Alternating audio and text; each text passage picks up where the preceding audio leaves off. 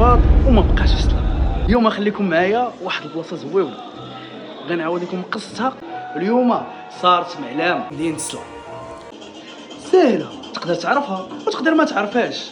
قرن 12 كانت فندق الزيت، وحتى سيدي موسى كان ليها ساكن بماها اللي ما يساليش واللي ما عمره ما يحبس. كانت بميريسان في القرن 14 الدواء تصنع وتصدر كل مكان.